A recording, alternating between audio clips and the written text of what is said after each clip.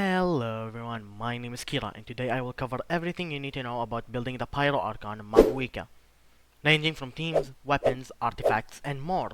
So without much further ado, let us begin. Mavuika's kit is a bit wordy, let's say, but I will try to simplify it. Her E skill has two modes. When you tap it, it enables her off-field playstyle and summons a ring that does off-field damage every 2 seconds. Think of this as Raiden's ring, but Pyro essentially. Holding her E skill enables her to go on field and attack with her bike. And yes, you heard me right, she goes on the bike and runs over enemies. Truly the must pull of all time. Her burst has a special mechanic called Fighting Spirit that replaces the usual energy needed for Genshin characters to use their elemental burst. This mechanic is based on Night Soul points, the energy that Natlan characters use. On one hand, it's good. On the other hand, it's a bit sad. What I mean is, on one hand, you don't need energy recharge to build her, unlike a certain chef we all know and love. On the other hand, it means you're a little restricted by being forced to run another Natlan unit with her, which might turn off some people from wanting to use her. But outside of the energy system, what does her burst do? It starts off with a big nuke hit, and when I say that, I mean it. It's one of the strongest single hits in the entire game currently, and then she enters an enhanced state of her hold E skill where she bursts for 7 seconds. This is almost exactly like Raiden's burst, a big hit into an infusion for 7 seconds. She needs 100 fighting spirit to launch the burst, however she can store up to 200. This matters because depending on how much stacks you have, Mavuika gets buffed more and more.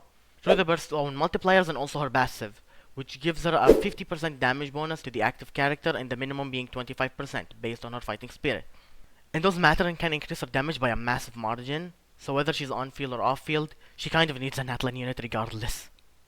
With her kit out of the way, let me explain how to maximize Mavuika's damage, starting off with her on-field playstyle. Her talent priority is just burst and skill and then ignore normal attacks.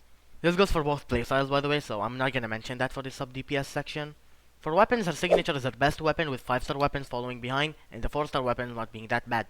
For her artifact set, it's quite simple. Obsidian Codex is the way to go, like any Natlan DPS would. A couple of other sets follow behind, as shown on screen.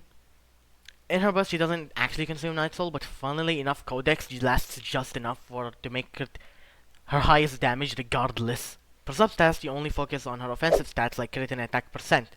For EM, I wouldn't specifically recommend going for it, but if you're playing Vape or Melt teams, that means EM is not a wasted stat, so it's worth considering in your substats.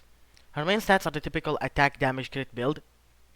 Her support build is fairly similar. Codex is still her best set, however, she can also use the scroll set to buff up her team's damage, which might end up increasing the overall team DPS more than the other set. Everything else stays the same.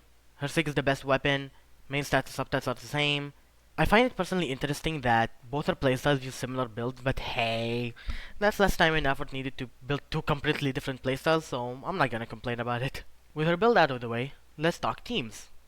As a main DPS, she usually wants to run in Vape or Melt teams. For Vape teams, it's usually the Furina, Shilona, and Bennett core. You can technically run Yelan or Xingqiu variants, but keep in mind that in Mavuika's intended playstyle is doing charge attacks, and it does a lot more damage than her just normal attacking playstyle, even with it enabling characters like Xingqiu and Yelan. She can also run Melt variants using Kitlali and Rosaria, and that team has actually the highest theoretical damage dealing in the entire game. Teammates she likes are Bennett, Furina, Shilonen, Kitlali, Kazuha, Rosaria, Ororon, and possibly Kachina, but I'm not exactly sure on that one.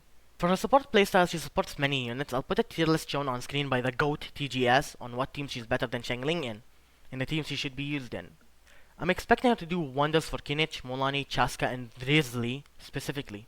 Speaking of Xiangling, is Mavuika actually the Xiangling replacement we've wanted for 4 years now? I would say yes.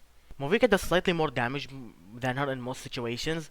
What Xiangling has is extra pyro application. She does double the pyro app and it lasts for 2 seconds longer. However, the extra 2 seconds are not needed and Mavuika's pyro app is just barely enough to support the characters that need the pyro app, such as Risley or Molani. The only teams where Xiangling is explicitly better are Hydro Vape teams where you need the utmost pyro application to keep up with the Hydro DPS, which aren't even that popular outside the speedruns anyway.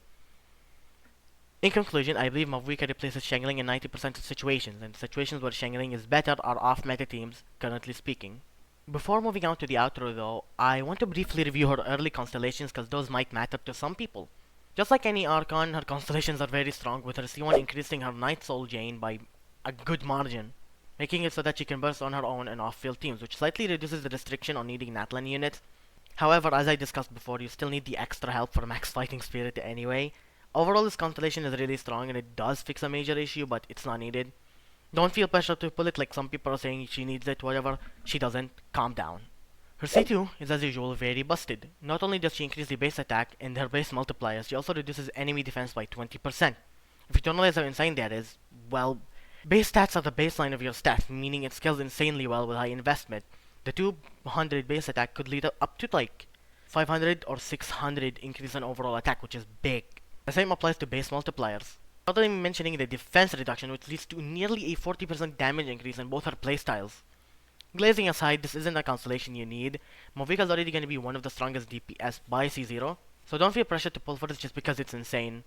Gachas are inherently predatory and I don't want to push someone to fall deeper into the gambling addiction these people try to like ingrain into your brain. But now that I've told you everything you need to know about Mavuika, it's time to end this video. If you find this video helpful or entertaining, please like and subscribe to my channel. I'm a small content creator, I appreciate any of your support. Have a good day or night wherever you are, and goodbye.